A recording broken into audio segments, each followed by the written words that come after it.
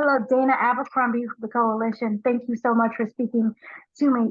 I love the character of Dee Dee. Dee is incredible. She's very bossy. But with that being said, I really want to know deep down inside, does she believes in what she's doing, but at the same time, does she feel pain a little bit for the fact that this organization even has to exist?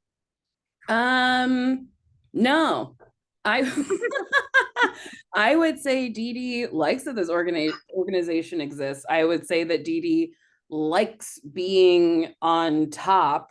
I would say Dee Dee doesn't like that her authority is being challenged or the status quo is being challenged because her quality of life is being affected. I would say Dee Dee's point of view is kind of like a pick me girl, where it's like, Mhm. I'm not like those other girls or whatever, where it's like, I'm a guy's guy, like where it's like you're playing into the patriarchy or you're playing into like systemic racism, where you're like sometimes, women are not like inserted into things well. So it's like there's one woman and she doesn't want her place challenged. So she's Right. not going to try to help other women get in. That's Dee Dee. I think Dee Dee's very happy with the way things are going.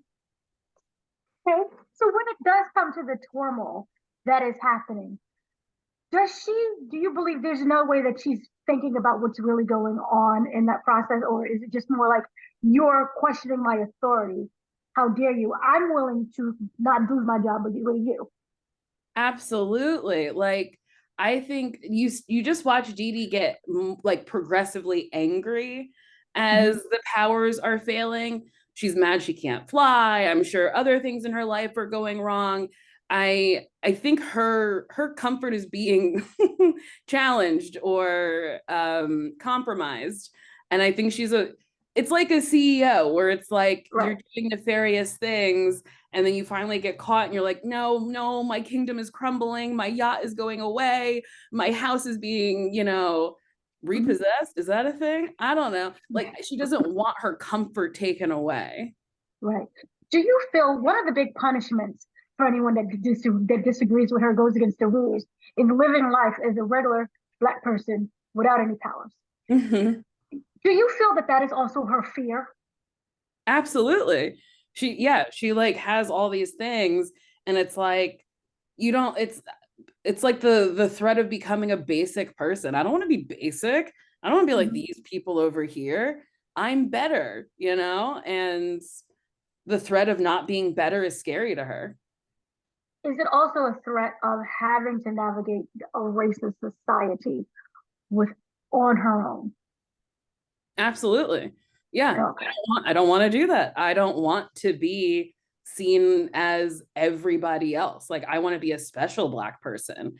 I want to be able to operate with these powers on the low and, not be denied a mortgage loan. You know what I mean? It's like Mhm. when you operate with people in power, you get little perks. And then when you circumvent power, you don't really get perks. Like, you know, Right. So what is she works along with Roger as well, and I wanted to know what exactly or specifically that she saw in Roger for him to take the position as being magical. I guess I would say that she saw that he is complicit. You know what I mean? Like in order to help something that isn't great in the world, you have to be able to be complicit. You have to be able to like have blinders on and not look at the grand scheme of things, but just look at a narrow uh present and not looking at the greater good or like the future of things. That I love the costumes and outfits that you were able to wear. Was there a piece of you that was in those costumes that you had to pick and choose which one it was? I would say each one has like a piece of me. I do like looking fabulous. Um, and when we did the fittings, our costumers were really, really gracious in a way where they were like, what do you think? Like I got to have like actual input. Sometimes costumers will just throw shit on you and you're like, Mhm. well, nor I would never wear this, nor do I think this character would wear this.